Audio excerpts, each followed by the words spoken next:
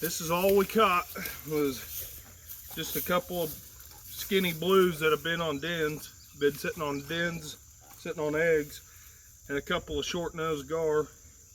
I've never kept gar before, so I'm not sure why we're doing it. We're gonna find out what they taste like probably. But probably if we were here to check lines and rebait, we would have caught a lot more, but that's what we got.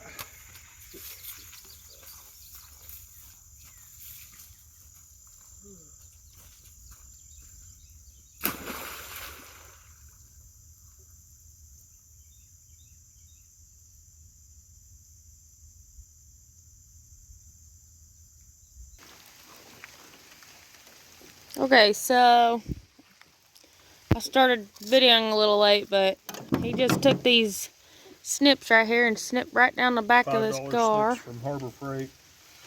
You go in right here, snip like this, all the way up around the back of the head, and then you snip all the way down past that pin, and then you just get your fingers in there and you pry the armor, the scales and skin and all that right back as far as you can by hand.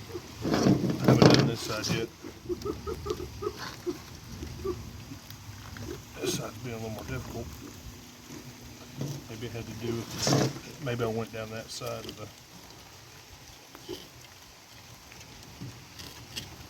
You want to kind of be careful because you can definitely cut yourself on these scales.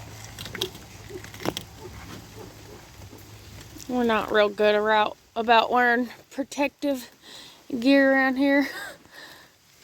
Probably ought to recommend wearing some gloves.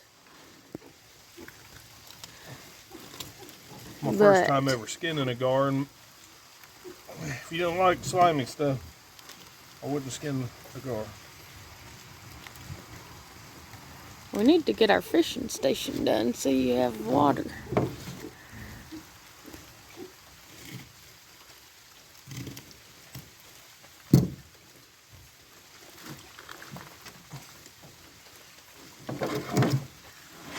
Maybe I need to cut a little further down the gill plate right here to get this stuff on.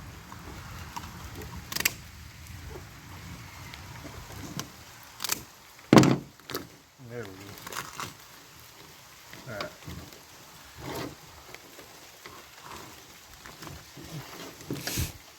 You can only go so far by pulling the skin, and you gotta cut the rest.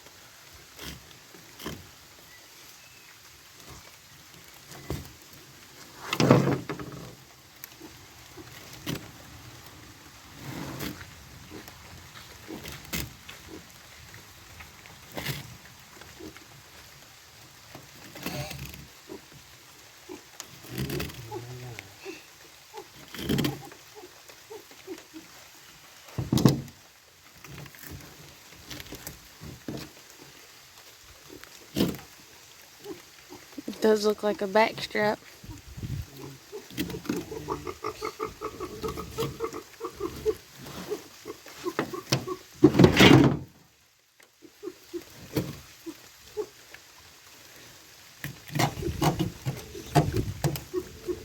Wonder why they don't use gar skin for boots. Too tough. Probably do. Alligator girl. There's one up there. Some of they Baby mean boots. when they say I got some Alligator boots. skin boots. It's like it's just alligator gar. Sure, you could make something out of that though. Could make some armor. I think I actually have seen somebody do that before. Make some shin guards. Indians made I think they did make shin arrowheads guards. out of the big gars, like big alligator gars. You can pull the scales off and they're razor sharp.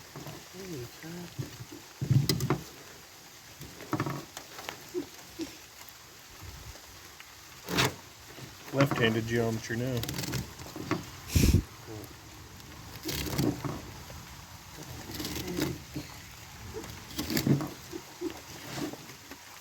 Hey, if you like this, The meat looks clean though. It's kind of if crazy. you like this gar, after we cook it up, that river by your house is plumb full of these. I seen them. So we haven't actually tried gar yet, but we were told that it tastes really good if you clean it up right. That guy said you gotta eat it hot. It's like rubber. He's eating it raw. I mean, the meat looks pretty clean. There's some red meat on there. I guess we have to clean that off, but it's pretty white.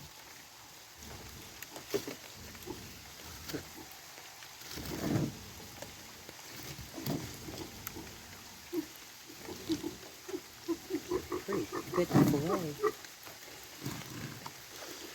Yeah, that other gar, I don't know how much meat we'll get off of it. First time I was going to do this was with a huge needle nose gar we had on a jug line, but he wasn't actually hooked. It was a circle hook, just kind of hooked around his beak, and it got off. But I think I'd be prone to, if I'm going to do this again, wanting a gar that weighs at least 15 or 20 pounds.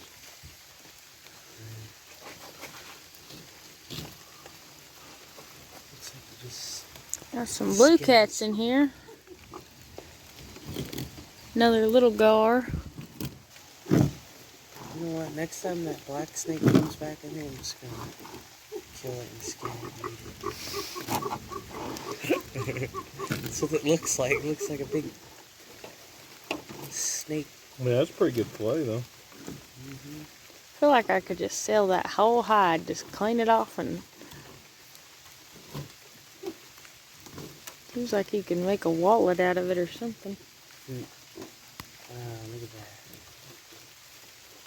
Looks like a snake. that. So long. It's pretty oily. It's white, very white, but it's still one of the oilier fish I've ever skinned.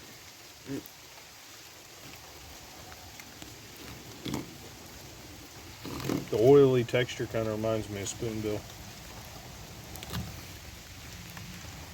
Well, he said it had a chicken-like texture. That's the way those silver carp have a chickeny texture. It's really, really good. And spoonbill kind of too.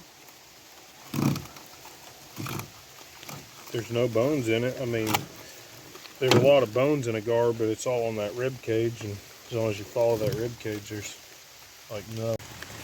Well, the phone ran out of storage. Had to delete some stuff, but we got that one all skinned out. Meat's right over there, and he's gonna attempt to skin this little one out. I'll video the spine cutting, but we won't video all the rest of that boring mess.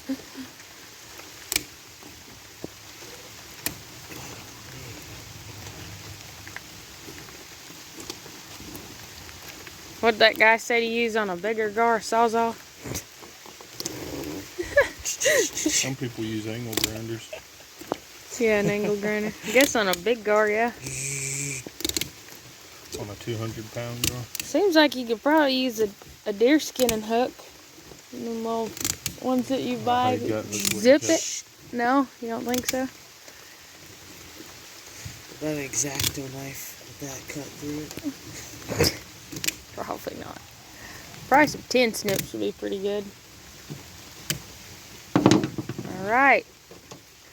Well, he's going to start that process all over, and we'll let you know how it tastes.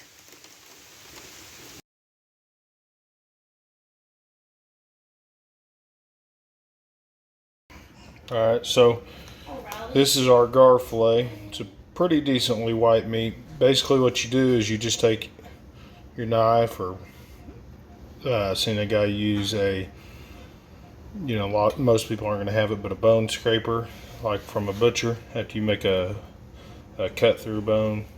But anything, and you scrape against that muscle fiber, and it comes off in chunks like this. And that's what you're going to make or like a mush. But that's what you're going to mix into your gar balls. Do it from the flesh side up, and leave this. You can't really see the red meat too well on this camera, but you don't want that in there. So this is just separating the cartilage layers out, because when you fry it and it cools down, it'll get real chewy. So we're gonna scrape the rest of this and kind of come up with our own little idea for patties or balls or whatever you call it. Most people call them gar balls.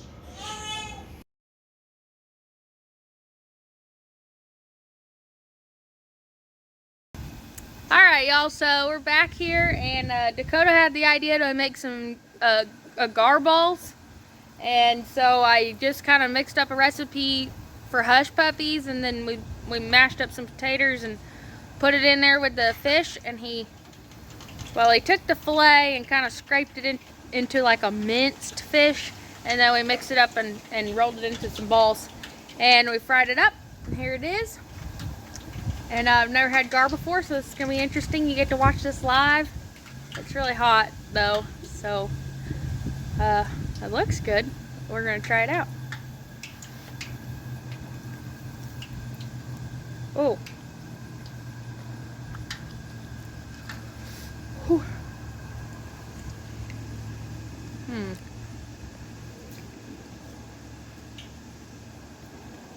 It's like a... It doesn't taste bad, it's a little rubbery.